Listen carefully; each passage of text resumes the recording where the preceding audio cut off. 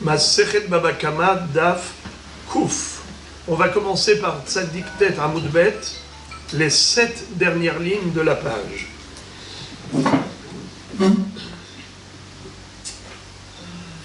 Itmar Hamar'e dinar le shulhani venimtsa ra Tanehada Uman Patur Hediot Hayav Vetania Idach Ben Uman Ben Hediot Hayav. La Gemara poursuit son étude à propos d'un dommage causé par l'artisan. Est-ce que l'artisan est responsable de tout ce qu'il fait comme erreur, ou bien est-ce qu'il est dédouané, il est quitte? Eh bien, à propos d'un artisan, c'est-à-dire, en l'occurrence ici, on parle d'un shulhani, c'est-à-dire un changeur de monnaie. Celui qui a un bureau de change, on lui donne, par exemple, pas seulement un échange de devises, mais également de la monnaie.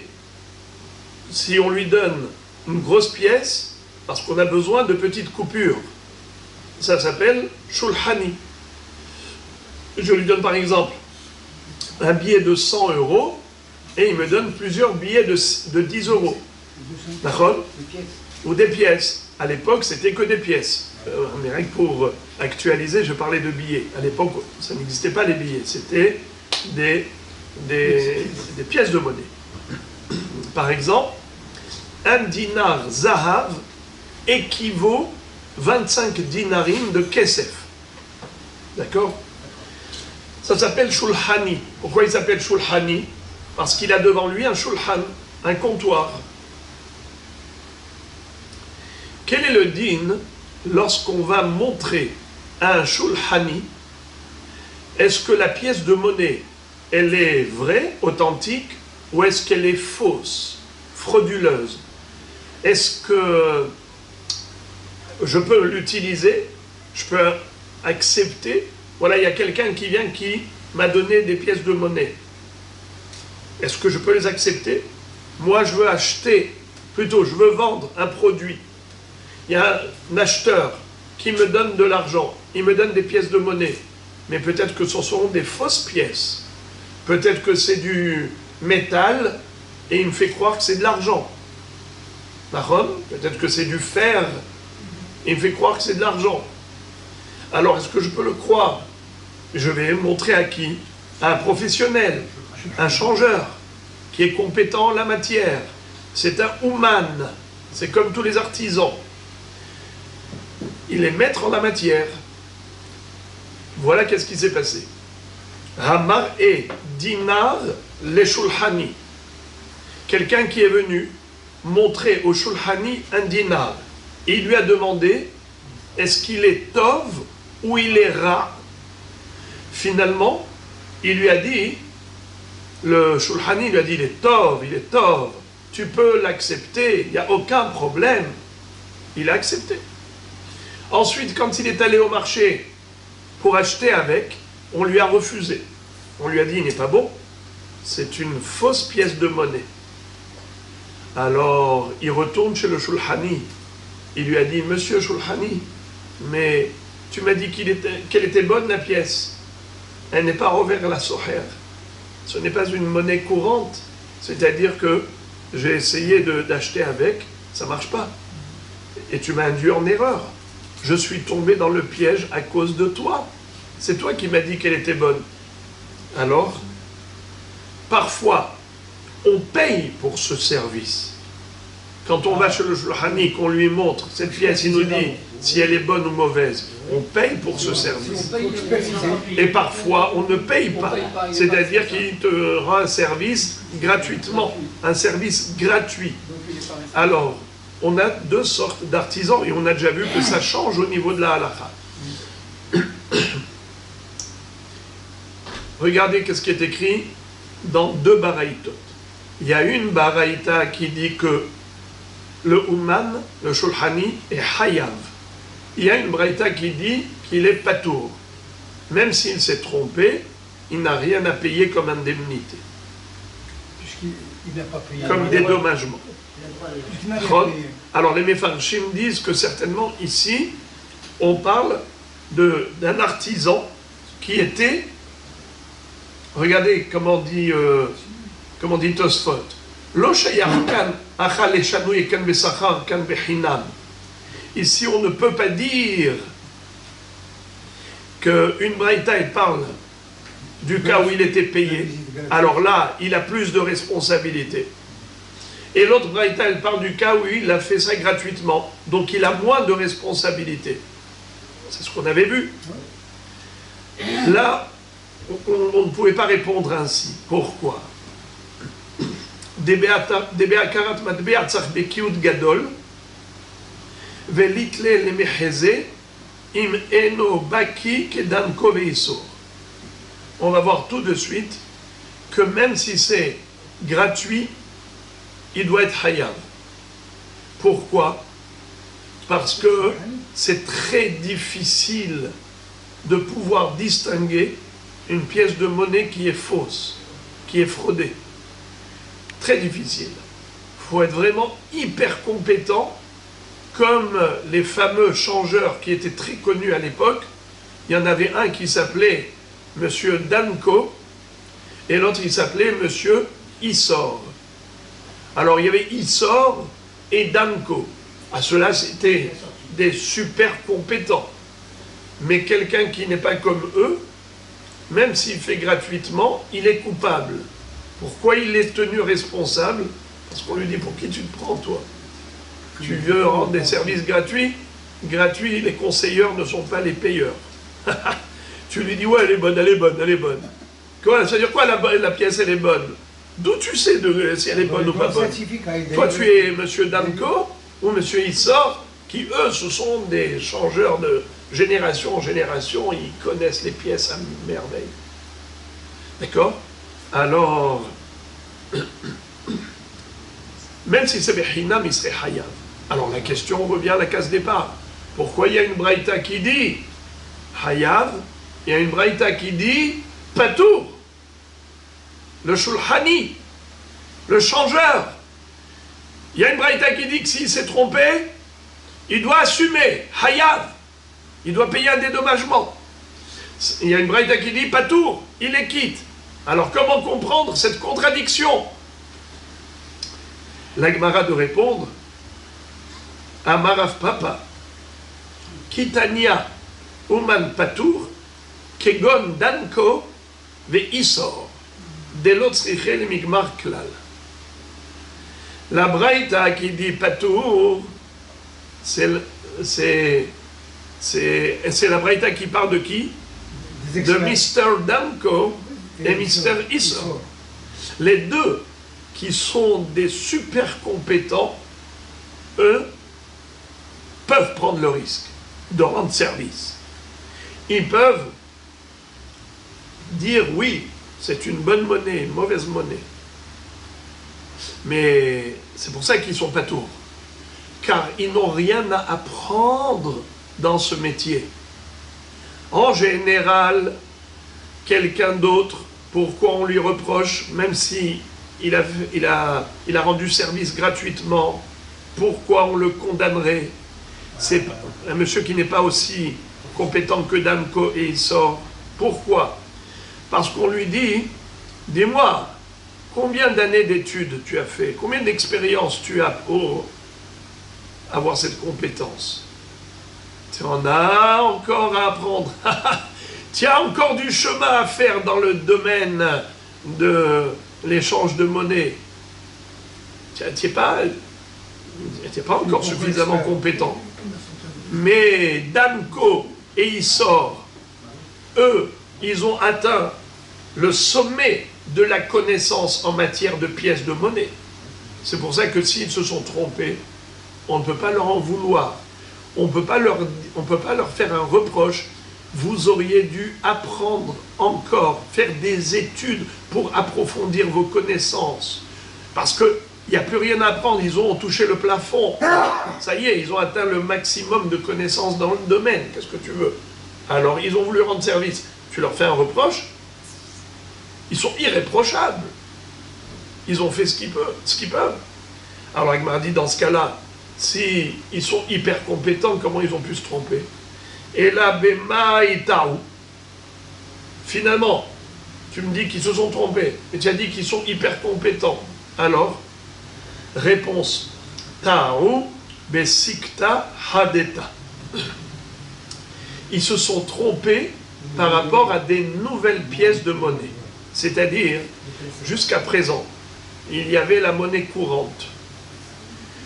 Et du coup, le gouvernement a disqualifié la monnaie précédente et il a mis sur le marché des nouvelles pièces. Donc maintenant, dans le marché circulent des nouvelles pièces de monnaie. Même Danko et même Issor n'avaient pas suffisamment de temps d'expérience pour bien observer les nouvelles pièces. C'est pour cela qu'ils se sont trompés. Mais malgré tout, pourquoi ils sont pas tours? On aurait pu leur dire, messieurs Danko, messieurs Issor, un peu de modestie quand même. Même si vous avez atteint le summum au niveau de la connaissance des pièces, mais pas par rapport aux nouvelles pièces. Elles sont toutes nouvelles. Alors pourquoi vous êtes permis de vous exprimer? Réponse, il n'y a pas mieux qu'eux. Si ce n'est pas nous qui allons rendre ce service, c'est qui? Prouvez-moi quelqu'un qui est égal, est équivalent en matière de connaissance des pièces. Il faut bien qu'il y ait quelqu'un qui réponde, non? Celui qui a prouvé qu'elle n'était pas bonne. Bah oui. Comment? Celui qui a prouvé qu'elle n'était pas bonne. Le marchand. Il a une compétence supérieure. Bah oui, comme il a dit. C'est vrai, mais peut-être que lui l'a démontré par d'autres façons. Par exemple, ils ont essayé de faire fondre la matière, ils ont fait d'autres... Il y a eu d'autres preuves que ce n'était pas une bonne pièce. En tout cas, ce à quoi nous devons maintenant aboutir, c'est que l'erreur est humaine et nul n'est infaillible. C'est ça ce qu'on devrait déduire de cette histoire. Mais en tout cas, ils ne sont pas tours.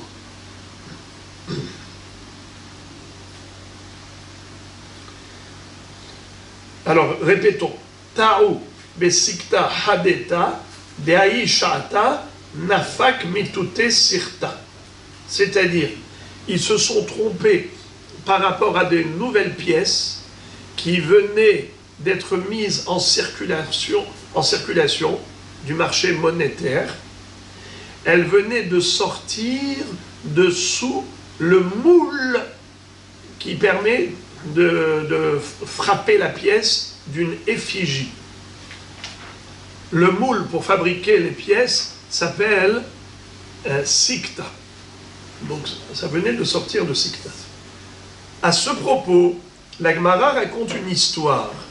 Hahi Teta, cette fameuse femme des Ahazia dinara les Rabbi Hiya, qui a montré un dinar à Rabbi Hiya, et elle lui a demandé est-ce qu'il était vrai ou faux. Amarla Ma'aliyahu, il lui a dit que la pièce de monnaie est tout à fait valide et authentique. Les Maha, le lendemain, Ataï le Kameh, elle est revenue le voir, Be'amrale, elle lui a dit Ahzite, j'ai présenté cette pièce, je l'ai montrée au vendeur, au marché, Ve'amrouli bishahu velo kanafikli. Et ils m'ont dit que c'est une pièce qui a été fraudée, elle n'est pas authentique, c'est une fausse pièce de monnaie, un faux dinar, et donc ils ne me l'ont pas accepté, je n'ai pas pu payer mon marché avec. Alors, c'est à cause de vous, Rabbi. Alors, est-ce qu'il est hayam ou il est patour? Il n'est pas tout. Lui, il avait rendu service. Ben oui. Amar le Rab zil halfeni halah. Rabbi Hiya a dit à son neveu Rav, qui était le gérant des affaires de Rabbi Hiya, il lui a dit va, tu as la clé de mon coffre-fort, tu vas prendre de là-bas un bon dinar et donne-le lui pour pouvoir me rattraper, me racheter. Absolument. Alors, Mais ça ne veut pas dire qu'il est il lui a dit Urtov apinkasi den esek bish. Mais écrit sur mon carnet de comptabilité que j'ai fait une mauvaise affaire. Pourquoi une mauvaise affaire? Rachid dit, le dernier Rachid de la page, c'est Horara'ahi, she'al iski hinam, ani mafsid, she'lo hayali lir'ota. C'est-à-dire, en fait, c'est une mauvaise affaire que j'ai faite. Pourquoi? Si j'étais payé pour ça, alors là, c'est pas une mauvaise affaire. J'ai été payé, et ben j'ai dû rembourser. Mais là, je l'ai fait gratuitement. Et maintenant, je sors de ma poche, je vais débourser pour dédommager cette femme qui a subi une perte à cause de moi. Parce que quand je lui ai dit que c'était une pièce authentique, elle a accepté de recevoir cette pièce. Sur la base de ce que je lui ai dit. Elle m'a fait confiance. Maintenant, à cause de moi, elle a perdu. Alors maintenant, je paye. Mais c'est moi qui ai perdu maintenant. Ça s'appelle en araméen Esek Bish. Mauvaise affaire. J'ai fait une mauvaise affaire dans cette histoire. Je n'aurais pas dû lui répondre. Quand elle m'a demandé est-ce que c'est une bonne pièce, j'aurais dû dire je ne sais pas. Mais en réalité, la Gemara pose la question. Elle dit Umaishna Dankove, il sort des pétirés. Alors dans ce cas-là, la Gemara dit pourquoi on avait dit que Danko et il sort, en général ils sont pas tours, Mishum Delotzriche les Migma, parce qu'ils n'ont rien à apprendre en plus dans ce domaine. Ils ont atteint le maximum de connaissances en matière d'échange de monnaie. Rabbi Hiya Nami Lav le Migmar Kabae. Rabbi Hiya, lui également, il était très connaisseur en la matière, comme Mr. Danko, et il sort. Alors pourquoi il a payé un dédommagement à cette femme, mais il n'était pas Hayab, il a fait gratuitement, et il est hyper compétent, alors il n'est pas Hayab, il doit être Patour, on a dit. Danko et Issor sont Ptourim. Tous ceux qui ressemblent à Danko, tous ceux qui ressemblent à Issor, ils doivent être Ptourim. Rabbi Hiya aussi. La Gemara répond, Rabbi Hiya, l'ifni mishurat adin ou de'avad. Rabbi Hiya, c'est vrai, il n'était pas Hayav, selon le din. Mais il a fait l'ifni mishurat adin. Il a fait preuve de concession, bien qu'il n'était pas tenu de le faire. En réalité, il n'était pas tour. Selon la halacha, c'est le din. Pourquoi alors il a payé? Parce qu'il était hyper gentil. Parce qu'il a voulu faire au-delà du din. Et d'où on apprend que c'est bien de faire, même ce qu'on n'est pas obligé de faire, qu'il faut être capable de concession, même lorsqu'on est dans son droit. De quel passouk on l'apprend? Kedetane Rabbi Yosef.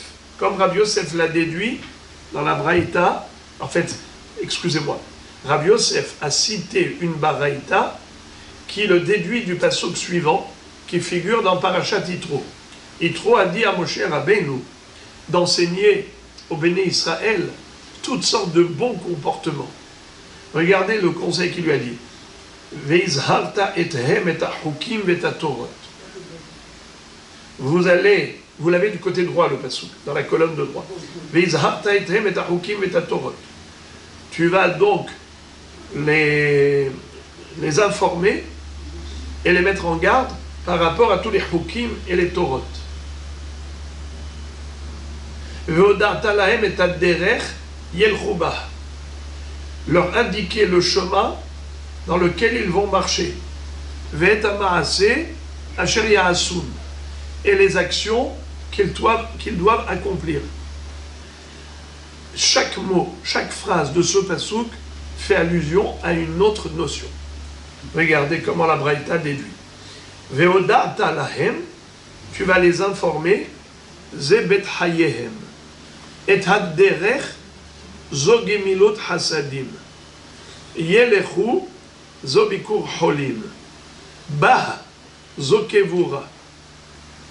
Et amaase, zehadin. Asher ya'asun, zolifni mishuratadin. Qu'est-ce que ça veut dire? Tu vas leur enseigner d'abord, veodata lahem, zebet hayehem. C'est leur cadre de vie. Rashi explique c'est quoi le cadre de vie?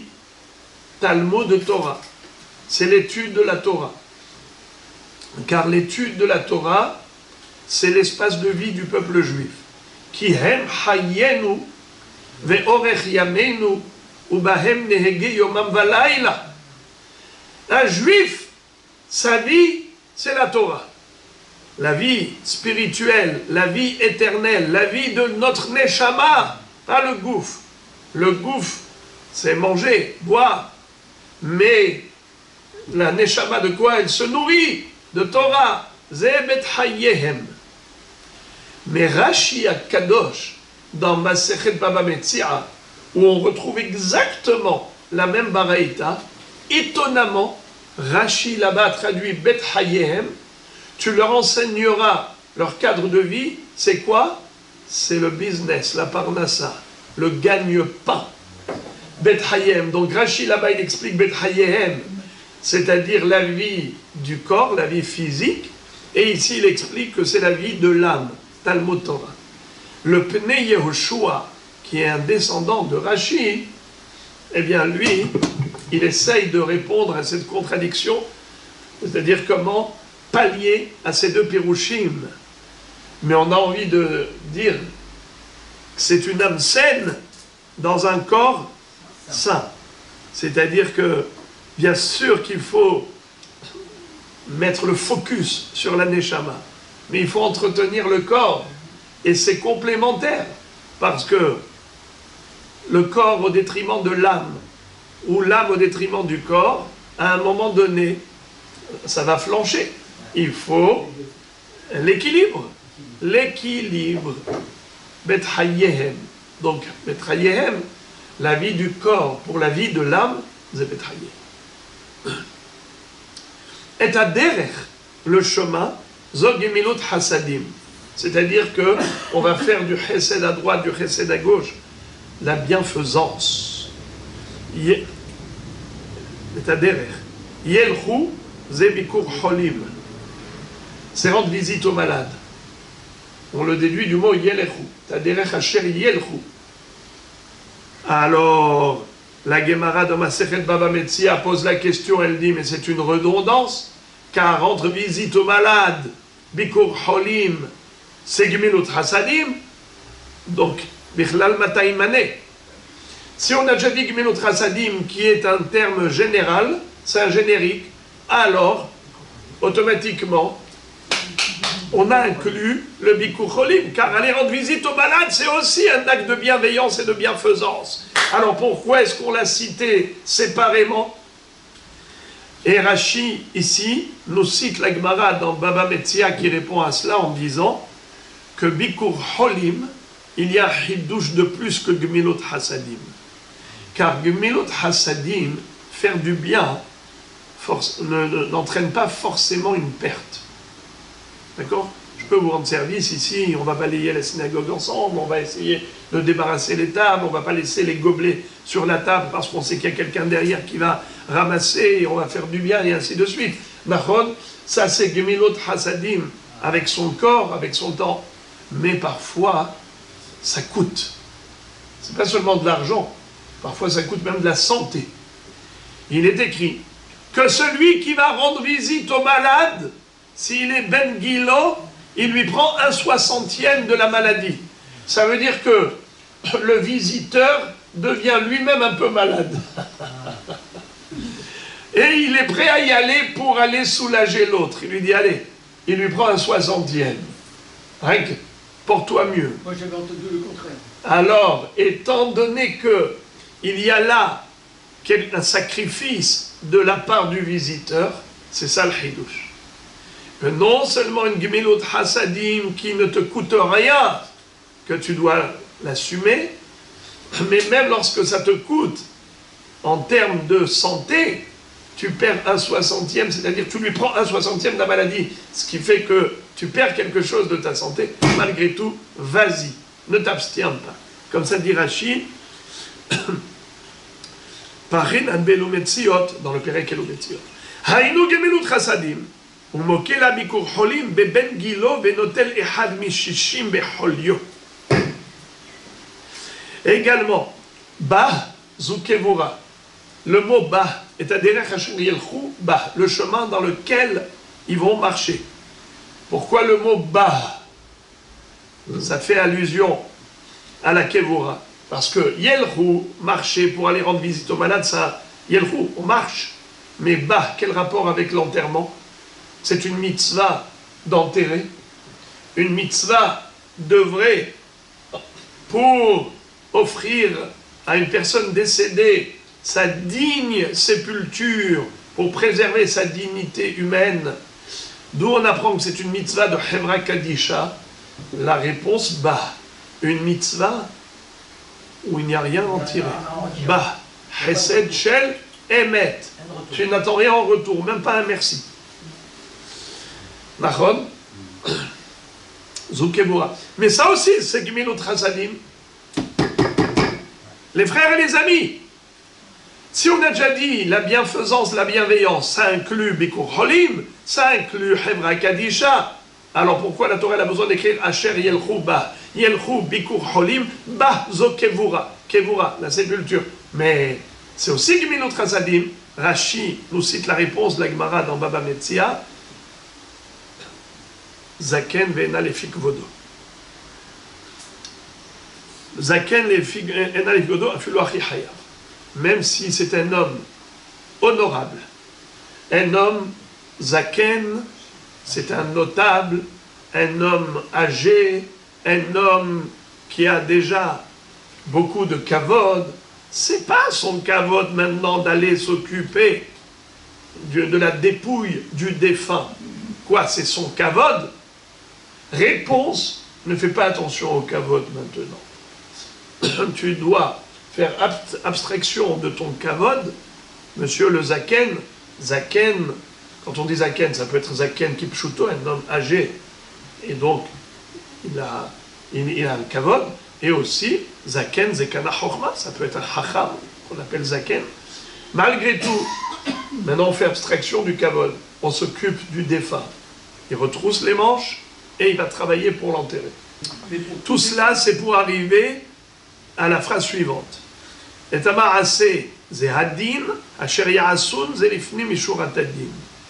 Et l'action qu'ils doivent accomplir, l'action, c'est le din, c'est-à-dire qu'il faut aller au-delà du din. Déjà, le minimum, c'est le din, mais le maximum, c'est l'ifnim mishurat din. On peut poser la question, si déjà tu dois faire l'ifnim mishurat din, alors comment on peut te dire qu'il faut faire le din? Le din, c'est la stricte halakha. Tu es hayab, tu es patour. Mais c'est quoi l'ifnim mishurat din? C'est que même si tu es patour, tu payes. Comme qui? Comme Rabbi Hiya. Il était patour, il a payé. Donc c'est pas le din. C'est au-delà du din. Alors c'est un peu contradictoire, c'est paradoxal, parce que tu me dis, et amarasé, zéadin, asher ya'asun, zélifni mishurat adin. Mais si déjà, on te dit, lifni mishurat adin, donc c'est contraire au din. Alors premièrement, c'est que pour avoir la dracha de lifni mishurat adin, on est obligé de passer par d'abord la première étape, le din. C'est comme ça qu'on comprend que etamarassé zehadin asher ya'asun zelifni mishurat adin. Le minimum et le maximum. Et si on t'avait pas enseigné déjà le din, tu n'aurais pas su que le asher ya'asun, ça fait allusion à l'ifnim mishurat adin. Mais il y a un autre pérouche qui dit que c'est comme ça qu'il en ressort du Maharsha, que hadin, c'est vis-à-vis d'Hachem. L'ifnim mishurat adin, c'est vis-à-vis de son prochain. C'est ça. On doit être parfait au niveau du din vis-à-vis d'Akadosh Baruch Hu. Accomplir les halachot au maximum. L'ifnim mishurat adin, c'est au niveau de son prochain, dans sa relation avec l'autre, eh bien dans son rapport à l'autre, là, il ne faut pas s'arrêter au din. Là, il faut aller l'ifni mishoraten. On n'est pas obligé d'être Rav Yeria pour le faire. Tout à chacun. Bravo! Évidemment. Mais Rabbi Chia était le modèle exemplaire. Évidemment. La Gemara raconte encore une histoire. Il était une fois Resh Lakish. Ahvele dinara le Rabbi Azar. Amar Ma'aliyahu. Resh Lakish, il a montré un dinar à Rabbi Azar. Il lui a dit, est-ce qu'il est bon ou mauvais?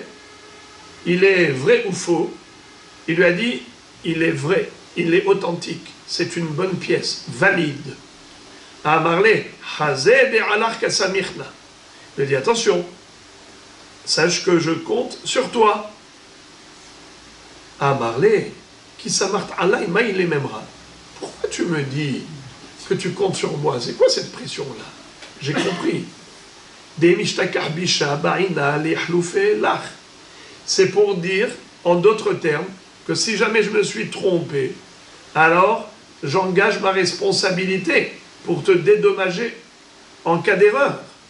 Je ne comprends pas comment tu veux me condamner à te payer en cas d'erreur.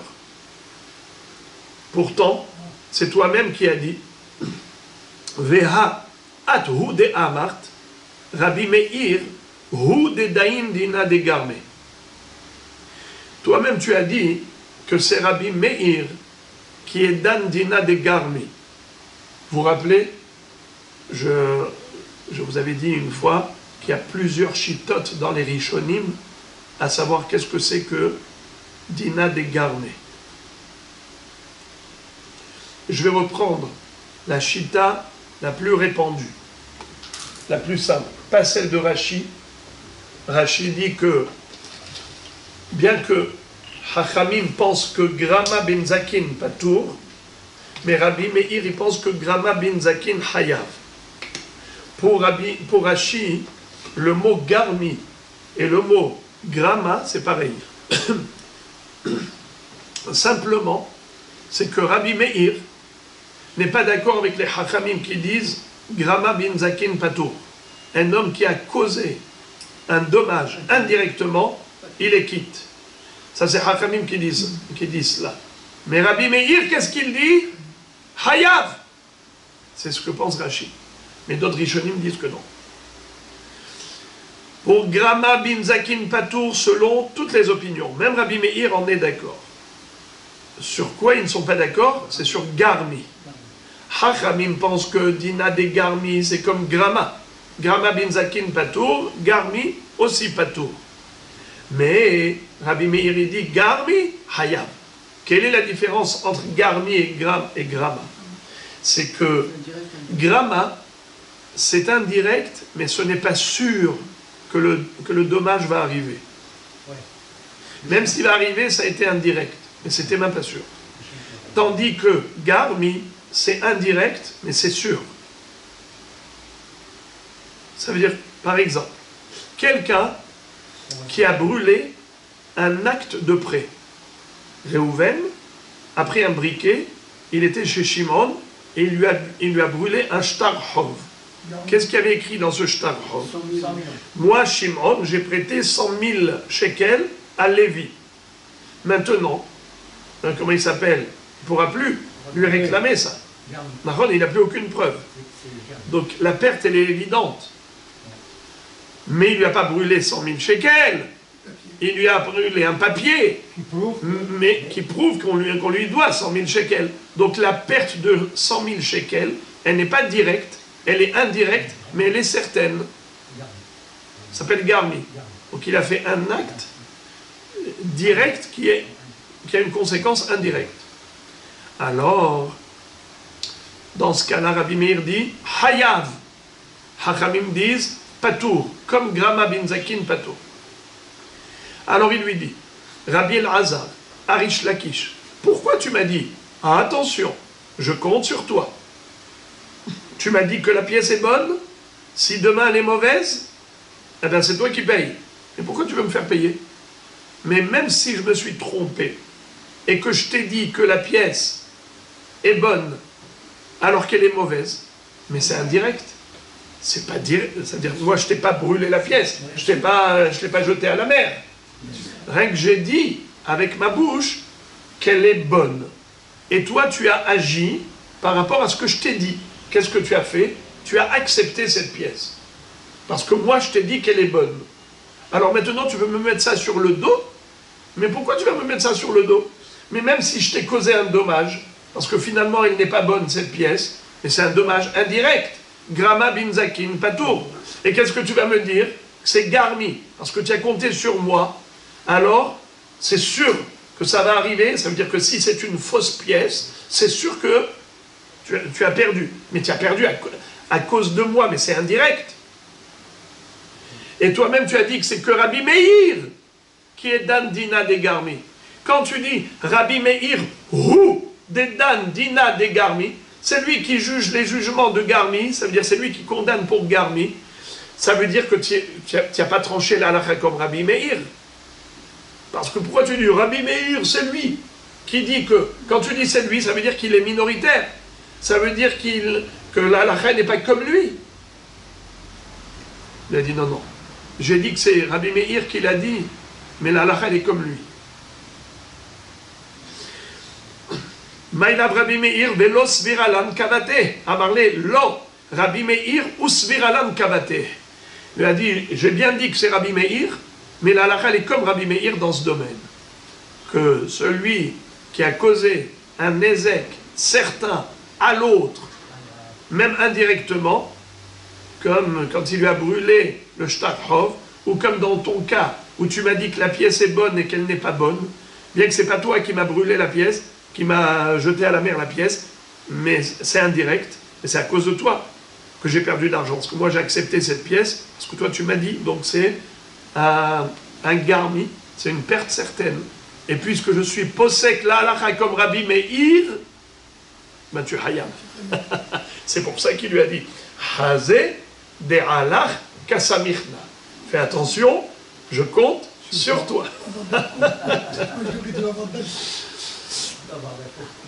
Maintenant les amis, on va terminer le sujet Be'azrat Hashem, on va terminer le Hamoud, et ce qu'on va étudier maintenant, c'est une seule chose, c'est la recherche de la référence de Rabbi Meir.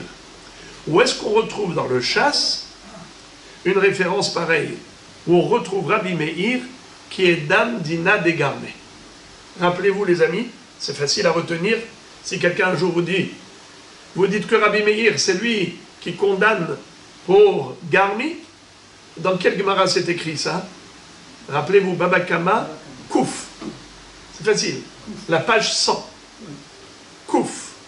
D'accord? C'est un chiffre rond. Quand c'est Kouf Aleph, on ne se rappelle pas.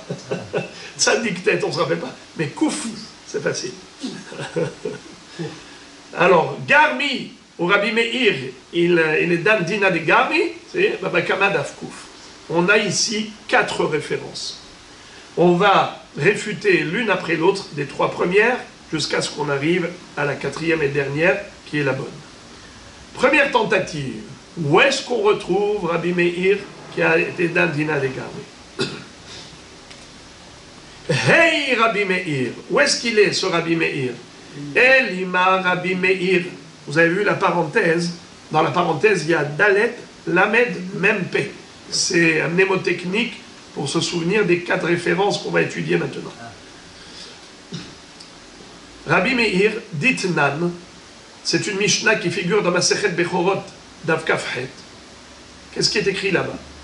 Dan et Adin, Zika et Achayav, Chiev et Azakai, Vetime et Atahor, Otiher et Atame, Ma she'asa asouy, Vishalem ibeto. C'est-à-dire, un Hacham, un Dayan, qui s'est trompé dans le jugement. Eh bien, la Mishnah nous dit qu'il faut qu'il paye. Là-bas, sta Mishnah, c'est Rabbi Meir, n'est-ce pas? Et qu'est-ce qu'il dit là-bas, dans cette Mishnah?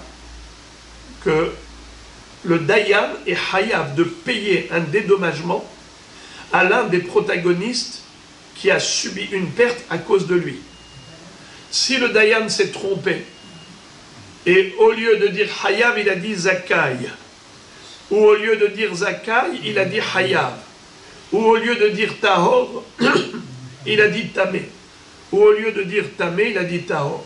Dans tous ces cas de figure, il est Hayav. Et pourtant, c'est Garmi. Donc tu vois ici que Rabbi Meir est Dan Dina des Garmi. Alors la question, elle est pourquoi le Dayan est condamné à payer un dédommagement à la personne qui est venue au Beddin et qui a subi une perte à cause du Dayan.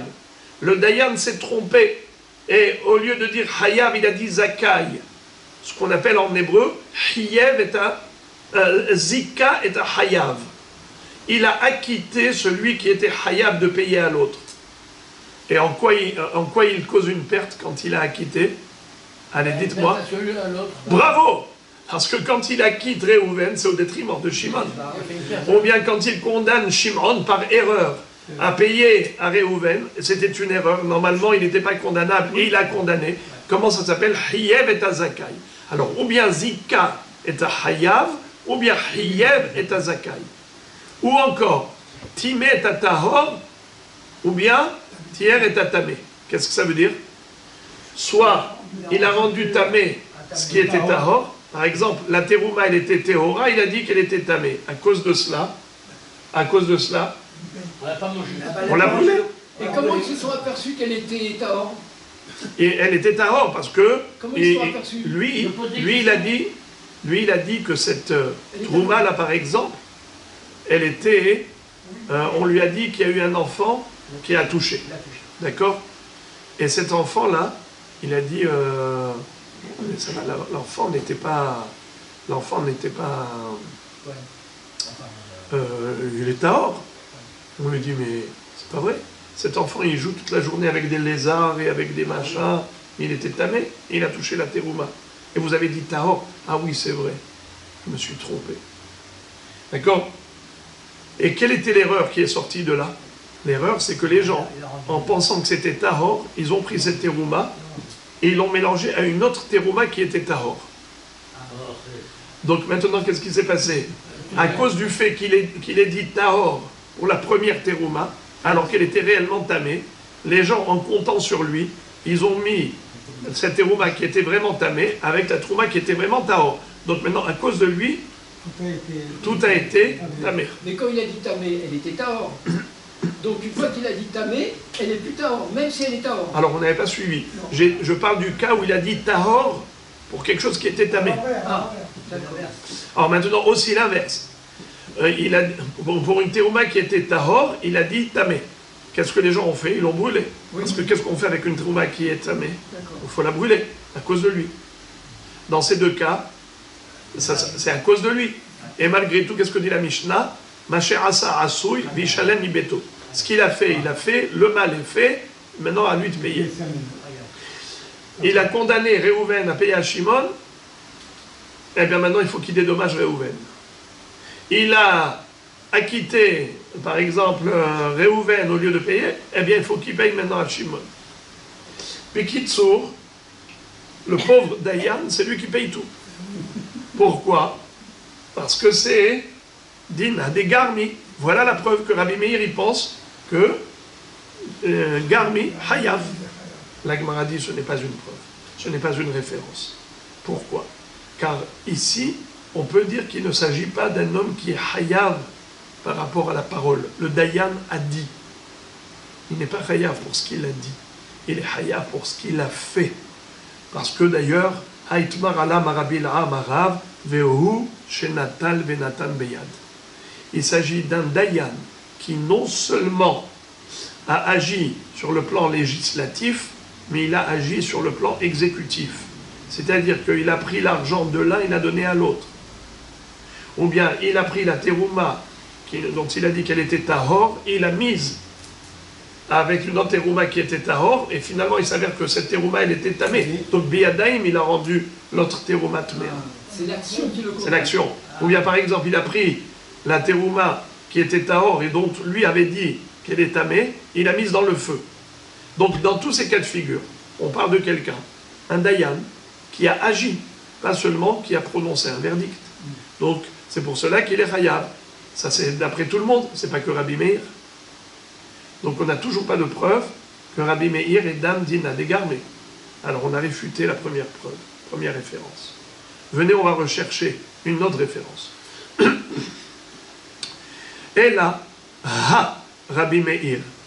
Peut-être que c'est l'enseignement suivant de Rabbi Meir qui est la preuve. Ditnan, comme il est écrit dans une Mishnah, d'ailleurs c'est dans ce daf, juste dans le Hamoud Bet, on va retrouver ça. Ditnan, litzbo alo adom utzvao shahor, shahor utzvao adom. Rabbi Meir Omer, noten lo demetzimo. C'est-à-dire, ça on l'a déjà vu plusieurs fois. Quel est le din si le teinturier, chez qui le client a apporté de la laine, s'est trompé de couleur? Au lieu de teindre la laine en rouge, il la teint en noir. Ou bien au lieu de teindre la laine en noir, il la teint en rouge. Maintenant, la couleur différente du teinturier, c'est léser le client. C'est un dommage pour le client, parce que lui, il voulait que cette laine, il voulait fabriquer un costume noir, et maintenant il l'a donné en rouge. Alors, qu'est-ce qu'il faut faire? C'est écrit dans la Mishnah que Rabbi Meir condamne l'artisan, c'est-à-dire le teinturier, à payer le prix de la laine au client. Et pourtant, ça, c'est garmi. Rabotai, qui est-ce qui peut me dire pourquoi on appelle ça garmi? A priori, c'est une action qu'a faite le teinturier. Alors pourquoi la Gemara, elle appelle ça garmi? Garmi, c'est indirect, mais là, c'est direct. Oui, mais c'est lui qui l'a fait. Qui? Le teinturier. Oui. Donc il a fait, donc c'est normal qu'il soit hayav. Pourquoi tu me dis, ah, Rabbi Meir, parce que lui condamne même celui qui a causé un ézek indirect, mais comme c'est fatal, même si c'est indirect, il est hayav. C'est Rabbi Meir qui est mechayev dina de garmi. Mais quel rapport? Ici on parle d'un teinturier qui a plongé la laine dans une marmite de peinture, de teinture rouge au lieu de noir, ou bien noir au lieu du rouge. Donc il a fait un acte. C'est pas indirect, c'est une action directe. Je n'ai pas compris comment la Gemara Bichlal a voulu citer cela comme étant un cas de garmi. Ça n'a rien à voir avec garmi. Alors les Mefarshim expliquent quelque chose de très très beau, très joli, magnifique. C'est qu'ils disent, comme on avait déjà vu ça, cette notion, c'est qu'au moment où le teinturier a mis la laine dans la marmite, eh bien, ça n'a pas pris immédiatement. La couleur de la teinture n'a pas saisi la laine immédiatement.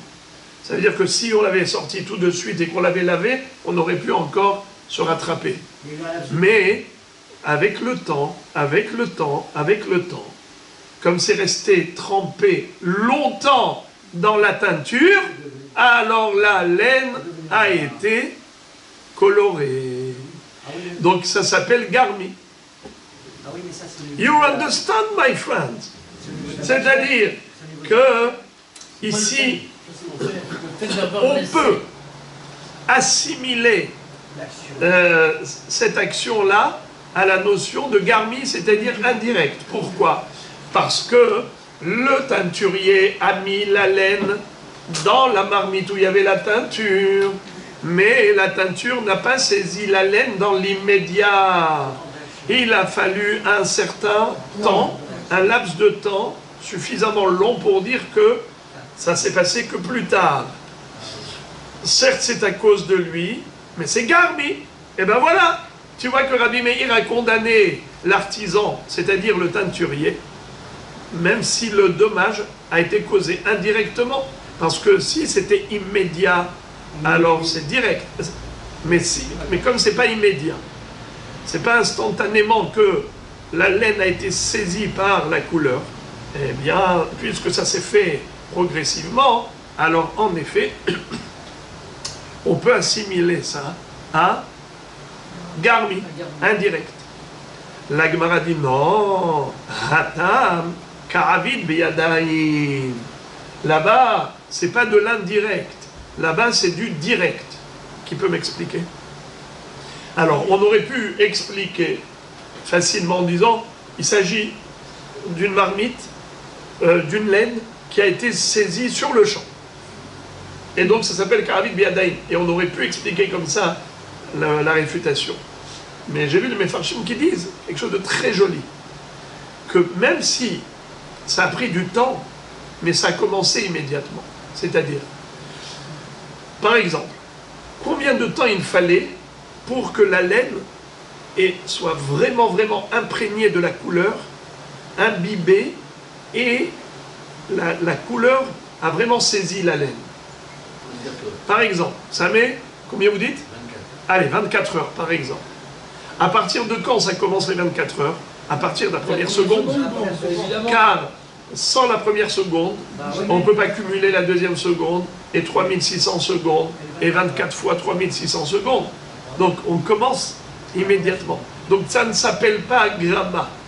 Lorsque ça se fait progressivement, mais en commençant immédiatement, même si c'est terminé que 24 heures plus tard, mais ça s'appelle direct, parce que ça commence directement. C'est ça ce que la Gemara répond. C'est vrai que le résultat optimal ne sera obtenu que dans 24 heures, mais ce résultat est la résultante d'un processus qui commence immédiatement. On est d'accord, les amis? Je vous donne un autre exemple.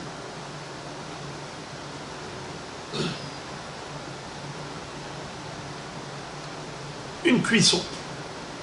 Quelqu'un qui Shabbat a mis une marmite à cuire. Il est chayav, parce qu'il a mis à cuire pendant Shabbat. Mais la cuisson, elle ne s'est pas faite tout de suite. La cuisson, elle s'est faite qu'après un quart d'heure.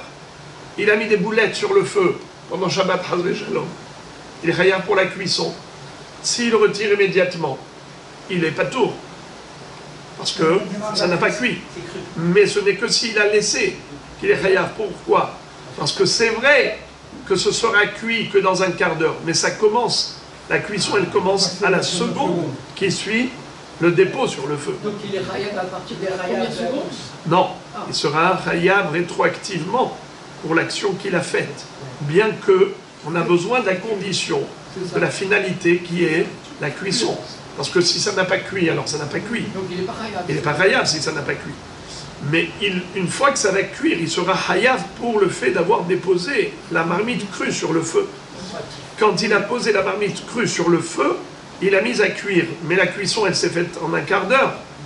Après un quart d'heure, il est chayav pour l'avoir déposé sur le feu. Parce que dès qu'il pose sur le feu, à la première seconde a déjà commencé la cuisson.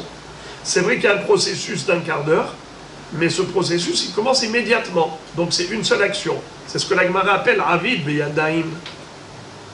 C'est quoi Avid Biyadaim? Il a fait directement avec ses mains. Alors la Gemara dit, ok, j'ai réfuté la deuxième référence. Nous allons tenter une troisième référence. Et là, Rabbi Meir. Voici peut-être la bonne référence. Où nous retrouvons Rabbi Meir qui est Mechayev pour Garmi. Ditnan hamesaker gafno al gabetevu ato shel havero hareze kidesh vehayam. Nous avons une halakha qui est qu'il est à Kerem. La Torah nous dit qu'on n'a pas le droit de mélanger les céréales avec la vigne. On n'a pas le droit de planter des céréales dans une vigne ou de planter une vigne dans un champ de céréales. Il faut les séparer. Sinon, c'est qu'il est à Kerem. Qu'est-ce qu'il faut faire? Il faut même carrément les brûler. Comme il est écrit dans la Torah. Pen tukdash hamelea. Tukdash, tukad esh. Et à partir de quand c'est considéré comme mélangé? Que s'il y a eu une pousse de Ehad Mimataim. Qu'est-ce que ça veut dire?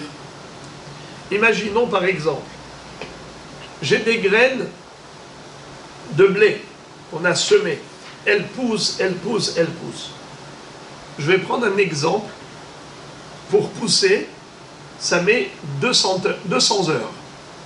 D'accord? Il faut 200 heures pour que ça pousse.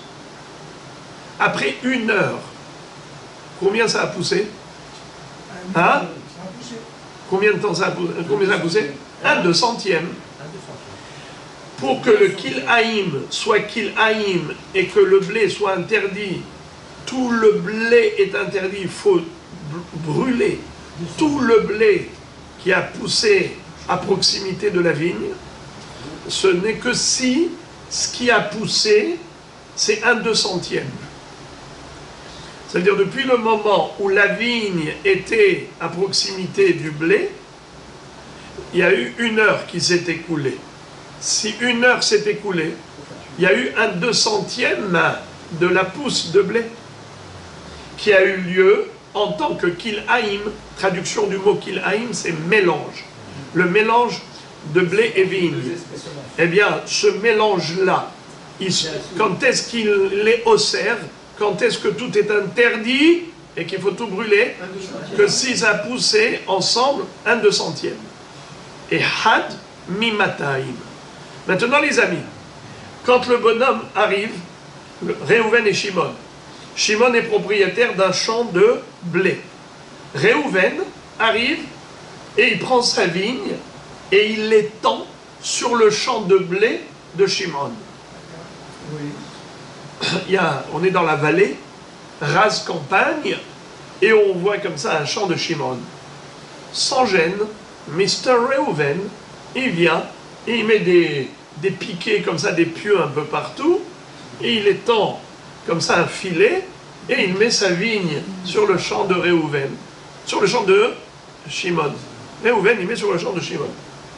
Et voilà que le blé a poussé 1/200e. Ce blé est devenu interdit. Kil'aïm. Jusqu'à combien de... C'était proche. Et il faut qu'il y ait 4 coudées d'écart. Mais tout le champ devient interdit? Oui, c'est tout l'endroit qui était recouvert de la vigne.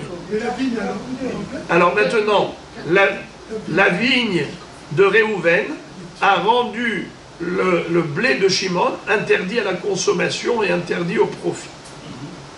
Car il a poussé 1/200e à proximité de la vigne.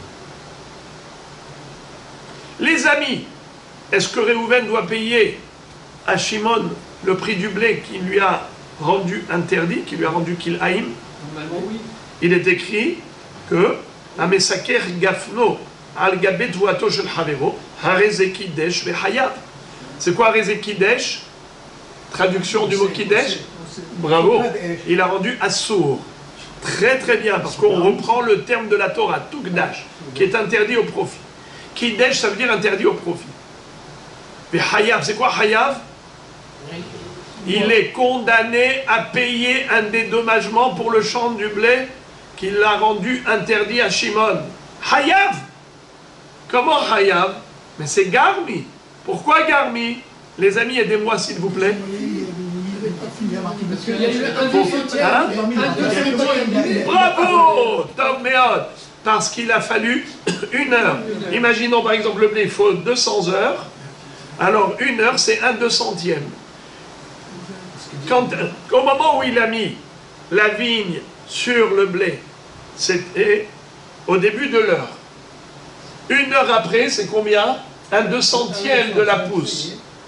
Quand est-ce qu'arrive donc 1/200e de la pousse? À la fin de l'heure. Donc lui, il a mis au début de l'heure. Et le Issour, il est arrivé quand? À la fin de l'heure. Donc c'est pas direct, ça se fait en 2 temps. Parce que c'est ça, gramma. Gramma indirect, ça veut dire c'est en 2 temps. Je fais une action A qui engendre une action B. Mais le A, c'est la première étape, et le B, c'est plus tard. Eh bien, c'est ce qui s'est passé. Et, par contre, c'est Garmi, parce que c'est fatal. Dans ce cas-là, voilà, on a trouvé une référence. Parce que c'est qui, Stam Mishnah? C'est Rabbi Meir, l'auteur des Mishnayot. Voilà, on a trouvé. Rabbi Meir, qui condamne pour Garmi, pour un dommage de Garmi. C'est beau? C'est beau, mais c'est faux. La Gemara va réfuter en disant ce n'est pas une preuve de Garmi, parce que ici c'est direct. La Gemara dit Hatam namir ka'avid beyadaim. Pourquoi c'est direct, les amis? Car pour arriver à la fin de l'heure, il faut commencer l'heure. D'accord? La première seconde fait partie de l'heure entière. Pour arriver à 1/200 de pouce de mélange, il faut 1 heure. Mais pour arriver à 1 heure, il faut déjà la première seconde et la deuxième seconde. Donc déjà, ça s'appelle biyadaim, direct. Pourquoi? Parce que direct, il a commencé la première heure. Avec la première seconde. Et la première seconde, c'est direct. Donc ça ne s'appelle pas garmi, indirect. Ça s'appelle biyadaim. Et donc dans ce cas-là, même Hachamim sont d'accord qu'il est Hayav. Parce que c'est pas que Rabbi Meir qui va dire Hayav. Rabbi Meir, lui, il donne Dina de Garmi. Mais même Hachamim qui ne sont pas Daim Dina de Garmi, ils vont dire Hayav parce que c'est Beyadaim. Les amis, les frères, je vous pose une question. Comme vous êtes hyper intelligents et comme maintenant vous avez été hyper sympa, je vous donne un petit bonbon. Allez, dites-moi quelle est la différence entre le cas précédent et le cas suivant. C'est-à-dire, juste avant, on avait réfuté de la même façon. Le teinturier qui a mis la laine dans la teinture, et Rabbi Meir l'a condamné à payer un dédommagement quand il s'est trompé, qu'il a mis du rouge à la place du noir ou du noir à la place du rouge. Et on avait dit, est-ce que c'est Dina dégarmé? On a dit, non, c'est pas une preuve que c'est Davka Rabbi Meir qui condamnerait, parce que là-bas c'est Mamash Beyadaim. Pourquoi c'est Beyadaim? Mais pourtant, il faut quand même un certain laps de temps pour que la laine soit saisie par la couleur de la teinture. Alors qu'est-ce qu'on a répondu? Exactement, on a répondu que, étant donné que ça se fait progressivement, on a dit que toute finalité a un début. Et on ne peut pas arriver à la fin si on n'a pas commencé par le début. Donc le début fait partie de la fin. Vous connaissez le passouk. Qu'est-ce qu'il dit le passouk? Tov Shem Mishemen Tov Veyom Hammavet Miyom Hivaledo. Bon, il y a le pirouche du passouk, mais écoutez, un autre pirouche. Yom Hammavet Miyom Hivaledo. Depuis quand commence la mort? Depuis la naissance. Car depuis la naissance jusqu'à la mort, eh bien, la personne, elle va vers la mort. Yom Hamavet, Miyom Hivaledo. Depuis quand commence la mort? Parce que la personne, elle parcourt depuis sa naissance pour arriver à la finalité. Sauf pour cette personne. Mais chez nous, on le sait que... quoi? Que la mort, c'est le début de la vie. C'est-à-dire que la vie éternelle de l'âme, elle est justement quand elle se sépare du corps. Parce que de la même façon que le corps, quand il se sépare du ventre de sa mère, du placenta, de la pochette amniotique, c'est là que commence la vie dans ce monde pour le corps. Ainsi pour la Neshama commence la vie, la vraie, à proximité d'Akadosh Baruch Hu, pour la vie éternelle, d'Afka, quand elle se sépare du placenta, se sépare du corps. En tout cas, je ferme la parenthèse pour dire que toute finalité commence par un début. C'est ce qu'on avait dit. Alors pourquoi la Gemara a tenté une troisième référence alors qu'on a déjà réfuté la deuxième référence? A priori, c'est exactement la même idée qui se dégage des deux cas de figure. L'histoire de la teinture et l'histoire de Kil'aim, c'est pareil. Ça commence à partir d'un certain temps. On commence depuis la première seconde à aller vers le résultat négatif. C'est pour ça qu'il est Hayav, c'est pour ça que ça s'appelle Beyadaim, ça ne s'appelle pas Gramma, c'est pas indirect, c'est direct, car ça commence immédiatement. Eh bien là, ça commence immédiatement, Pourquoi? Après avoir réfuté la deuxième référence, la Gemara a proposé la troisième référence. Et finalement, elle a réfuté même la troisième référence pour la même raison. Elle a dit pareil, Hatam Karavid Beyadaim. Et comme on a expliqué Karavid Beyadaim, c'est que le processus commence immédiatement. Alors finalement, c'est pareil. Pourquoi alors on a proposé la troisième référence après la deuxième? La différence entre la troisième et deuxième référence, c'est que dans la deuxième référence, lui, c'est lui qui a mis la laine dans la teinture. Après, ça prend un certain temps pour que ce soit bien saisi. Mais lui, il a mis directement dans la teinture. Tandis que là, quand il a mis la vigne au-dessus du blé, c'est la nature qui fait pousser maintenant le blé. C'est Akadosh Baruch Hu qui a créé cette nature. Ça se fait tout seul. C'est pas lui. Ça se fait tout seul. Maintenant, ça va commencer à pousser. Et malgré tout, la Gemara dit, étant donné que c'est lui qui a créé les circonstances de mélange, c'est considéré comme s'il a fait ça Beyadaim, bien qu'il y a ici le facteur nature qui rentre en jeu. Donc c'est un grand chidouche de dire que ça aussi, ça s'appelle Beyadaim. Donc on a réfuté 3 références. Maintenant on arrive à la 4e. Donc les amis, 4e référence c'est quoi? Et la Harabi Meir Detania Mechitzat Kerem Shenifretza Omerlo Gdor Nifretza Omerlo Gdor Nityaesh Mimena Velo Gedara Hareze Kidesh Behayav Beharayuto. Ici on parle de quelqu'un qui avait un vignoble à proximité d'un champ de blé. Mais c'était cachère. Pourquoi? Car ils étaient séparés. Comment ils étaient séparés? Par un guéder. Il y avait un mur. Il y avait une barrière. Mais cette barrière-là, qui était la clôture de séparation, elle est tombée. Qu'est-ce qu'a dit le propriétaire du champ de blé au propriétaire de la vigne? Il lui a dit, toi, tu as planté ta vigne après que mon champ de blé était là. Seulement, comme tu as mis une cloison, tu étais en droit de le faire. Mais maintenant que ta cloison est tombée, eh bien maintenant, ta vigne risque de me rendre mon blé qu'il haïm. Si tu laisses pendant 1 heure, eh bien il va y avoir 1/200 de mon blé qui pousse à proximité de la vigne, et à cause de toi, mon blé va être interdit. Je te demande et j'exige que tu reconstruises très rapidement la barrière de clôture, la barrière de sécurité. C'est ce qu'il a fait. Mais à nouveau, le temps a passé. 10 ans plus tard, Aouda, ça retombe. Et il a dit, reconstruis. Il a reconstruit. La 3e fois où c'est tombé, l'autre, ça y est, il en avait marre. Il dit, ah, j'en ai marre. À chaque fois, c'est moi qui paye la clôture. Je veux pas. Là, maintenant, il le poursuit en justice. Et là, quel sera le din? Qu'est-ce qui est écrit? Omerlo Gdor. Gdor. Eh bien là, Rabbi Meir va dire Hayav be'acharayuto. Hayav be'acharayuto. Il est condamné. Il est responsable. Hayav be'acharayut. Comment ça se fait? Pourtant, il n'était pas actif. Il était passif. Il n'a pas reconstruit la barrière de sécurité. D'accord? Mais étant donné que c'est sûr et certain que le Kil'aïm sera créé, sa passivité est considérée une action indirecte, mais qui est fatale et qui est instantanée.